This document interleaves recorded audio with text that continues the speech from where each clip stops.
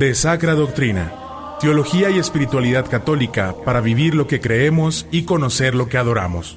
Comenzamos. Salvete carissimi fratres ad de Sacra Doctrina Itinerarium. Bienvenidos, amadísimos hermanos, a su programa de Sacra Doctrina, sobre la Sagrada Teología. Mihi nomen Julius Maximus est, mi nombre es Julio Fernández, y es para mí un gran placer estar con ustedes en esta mañana de domingo, día en que Cristo venció la muerte y nos hizo partícipes de su vida inmortal.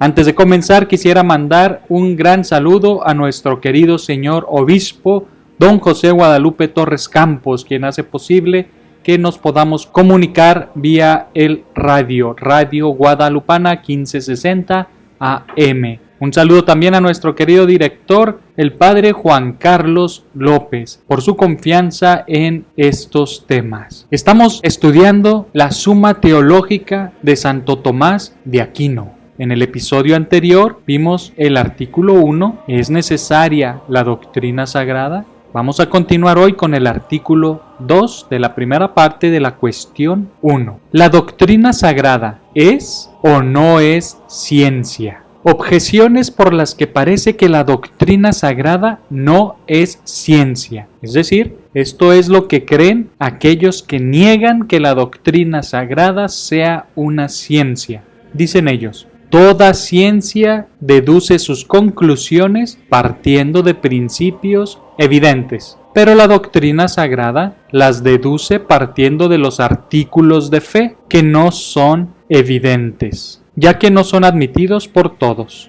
Ya lo dice 2 Tesalonicenses 3:2, no todos tienen fe. Así pues, dicen ellos, la doctrina sagrada no es ciencia. Con esto lo que quieren decir es de que los principios de la doctrina sagrada, que son los artículos de fe, no son evidentes, porque si fueran evidentes serían aceptados por todos. No es evidente el artículo de fe. Además, el apóstol San Pablo dice a los tesalonicenses que no todos tienen fe. Es decir, que si no todos tienen fe, entonces la fe no es evidente. Por lo tanto, no puede ser una ciencia. Segunda objeción: la ciencia no trata lo individual. La doctrina sagrada, por su parte, sí lo hace cuando nos relata hechos concretos de Abraham, Isaac, Jacob y otros. Por lo tanto, la doctrina sagrada no es ciencia, dicen algunos. La ciencia no trata lo individual, sino lo general, los principios evidentes de lo general, las leyes. La ciencia descubre las leyes que rigen el universo, los astros,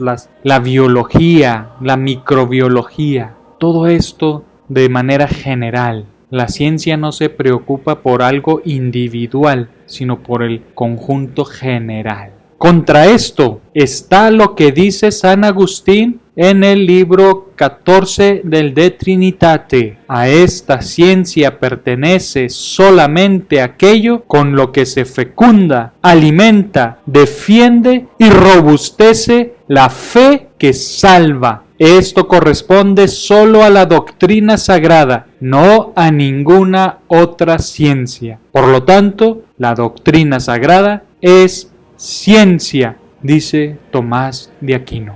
Citando a San Agustín, Tomás de Aquino lo que nos está diciendo es que aquello con lo que se fecunda, alimenta, defiende y robustece la fe es lo que corresponde estudiar a la doctrina sagrada.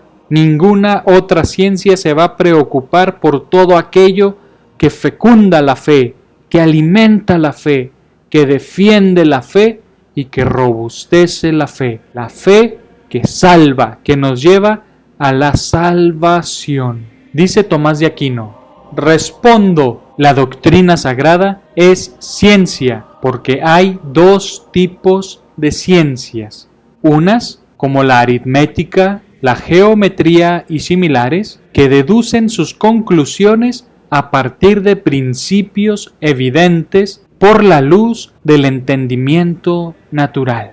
Otras, por su parte, deducen sus conclusiones a partir de principios evidentes por la luz de una ciencia superior. Así, la perspectiva que parte de los principios que le proporciona la geometría o la música que parte de los que le proporciona la aritmética.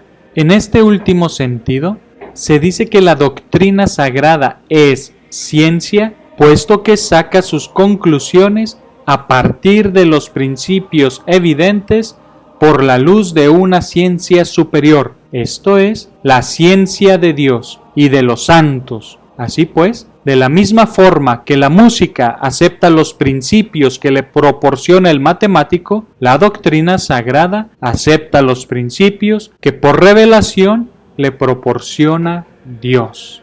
De tal manera pues que hay otras ciencias que deducen sus conclusiones a partir de principios evidentes por la luz de una ciencia superior. Así, la perspectiva que parte de los principios que le proporciona la geometría o la música que parte de los que le proporciona la aritmética. Es decir, a la perspectiva le preceden los principios que le proporciona la geometría y a la música le preceden los principios que le proporciona la aritmética.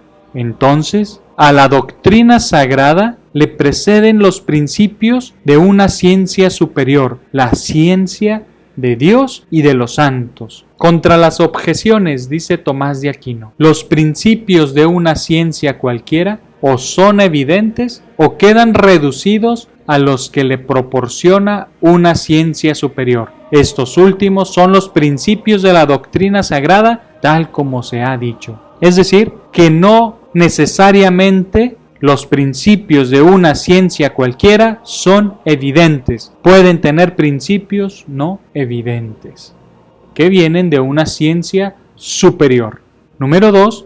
Los hechos concretos que aparecen en la doctrina sagrada no son tratados como objetivo principal, sino como ejemplo a imitar. Así ocurre en la moral. O también para declarar la autoridad de aquellos nombres por los que se nos ha transmitido la revelación divina, que es el fundamento de la escritura o doctrina sagrada. De tal manera pues que lo que dice Tomás de Aquino es que cuando se mencionan personajes individuales en la Sagrada Escritura, no son para estudiarlos como un objetivo principal, sino como un ejemplo a imitar, o bien para declarar la autoridad de aquellos nombres por los que se nos ha transmitido la revelación divina, que es el fundamento de la Escritura o doctrina sagrada. El fundamento entonces de la doctrina sagrada es la revelación divina, la revelación de Dios. Ese es el fundamento. Y todo lo que vamos a estudiar de la doctrina sagrada en la Sagrada Escritura es en orden a la revelación divina. No nos interesa conocer a Abraham en sí mismo, sino lo que Dios nos quiere revelar a través de Abraham, a través de Isaac, a través de Jacob. Lo importante es lo que Dios nos ha revelado de sí mismo y de nosotros. Eso es lo que le interesa a la doctrina sagrada. Estudiar lo que Dios nos ha revelado en las Sagradas Escrituras. No personajes nomás porque sí. No estudiar a Abraham por Abraham, a María por María, sino lo que Dios nos quiere decir a través de ellos, lo que Dios ha revelado a través de ellos en la Sagrada Escritura. Muy bien, queridos hermanos, con esto terminamos el artículo 2. Vamos a continuación a rezar en el idioma de nuestra Mater Ecclesia, la Santa Iglesia. Para eso vamos a abrir las laudes del día de hoy, que todos ustedes a lo mejor tienen por ahí su librito de la liturgia de las horas. Vamos a la oración final de las laudes y vemos que dice así: Oh Dios, que por medio de la humillación de tu Hijo, levantaste a la humanidad caída. Conserva a tus fieles en continua alegría y concede los gozos del cielo a quienes has librado de la muerte eterna. Por nuestro Señor Jesucristo, tu Hijo, que vive y reina contigo en la unidad del Espíritu Santo, y es Dios por los siglos de los siglos. Amén. Esta hermosa oración de las laudes de hoy, en su idioma original, el latín, vienen de esta manera. Deus, qui in filii tui humilitate. Deus, qui in filii tui humilitate. Oh Dios, que por medio de la humillación de tu Hijo. Deus, qui in filii tui humilitate. Iacenten mundum erexisti. Iacenten mundum erexisti. Iacentem mundum erexisti. Iacentem mundum erexisti. Levantaste a la humanidad caída. Levantaste a la humanidad caída. Fidelibus tuis sanctam concede laetitiam. Fidelibus tuis sanctam concede laetitiam. Conserva a tus fieles en continua alegría. Laetitiam es alegría, ¿se acuerdan de Amoris Laetitia? Y ahí viene el nombre de Leticia, de alegría, Laetitiam.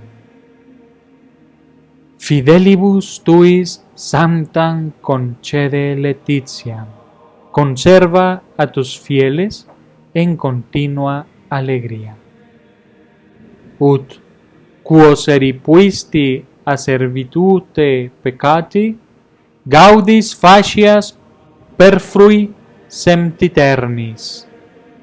Ut quos eripuisti a servitute peccati, gaudis facias perfrui sempiternis. Y concede los gozos del cielo a quienes has librado de la muerte eterna.